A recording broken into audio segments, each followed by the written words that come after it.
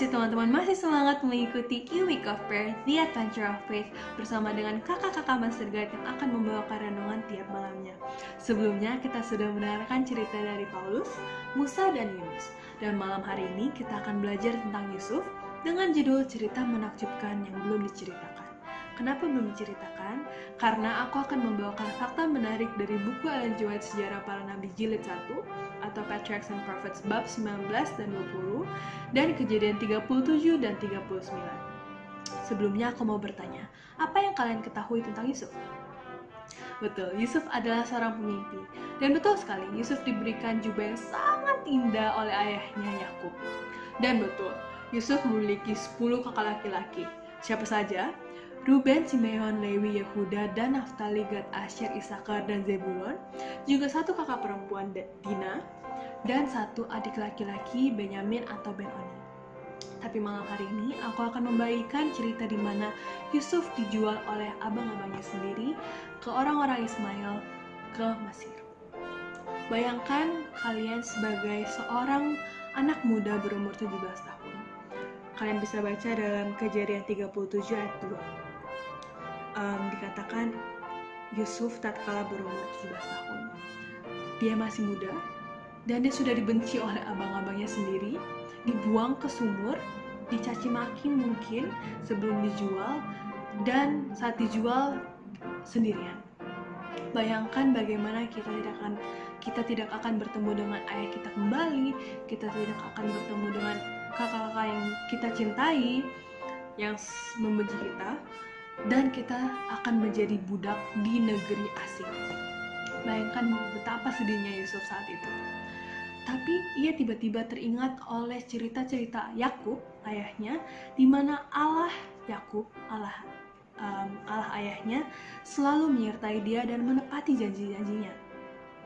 Ia diceritakan bagaimana Tuhan berjanji kepada Yakub dan bagaimana dalam masa-masa atau waktu yang diperlukan selalu ada. Dan bagaimana malaikat hadir untuk memberitahu, menenangkan dan melindungi Yakub saat ia membutuhkan.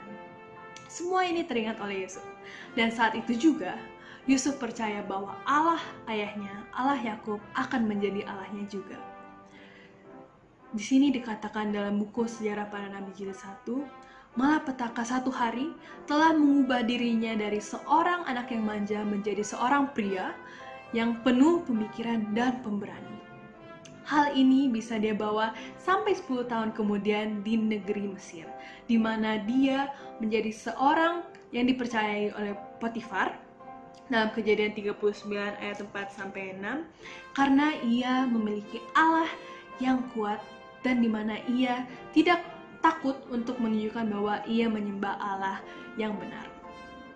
Di sini dikatakan dalam buku Sejarah Para Nabi 1 di halaman 247 paragraf 3, tetapi ia tidak merasa malu atas agama leluhurnya dan tidak berusaha untuk menyembunyikan kenyataan bahwa ia adalah seorang penyembah Allah. Dan kita bisa baca bersama-sama dalam Kejadian 39 ayat 2, tetapi Tuhan menyertai Yusuf sehingga ia menjadi seorang yang selalu berhasil dalam pekerjaannya. Maka tinggallah ia di dalam rumah tuannya orang Mesir itu. Di sini kita bisa mengambil kesimpulan bahwa kesusahan yang kita hadapi atau kesusahan yang mungkin teman-teman hadapi bisa sebesar Yusuf atau lebih kecil daripada yang Yusuf alami. Tapi aku mau meyakinkan kepada kita semua bahwa bila Tuhan ada bersama-sama dengan kita, di sisi kita, Tuhan pasti akan memberkati kita, menyertai dan membantu kita, dan bahkan kita akan menjadi sumber berkatnya di mana kita berada. Asalkan kita benar-benar percaya dan bergantung padanya sama seperti Yusuf.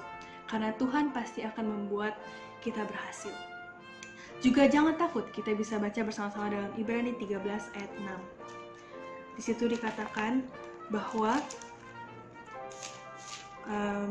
sebab itu dengan yakin kita dapat berkata, Tuhan adalah penolongku, aku tidak akan takut. Apakah yang dapat dilakukan manusia terhadap aku?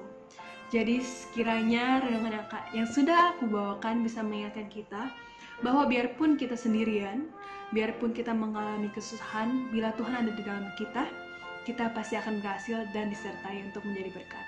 Kiranya Tuhan memberkati kita semua.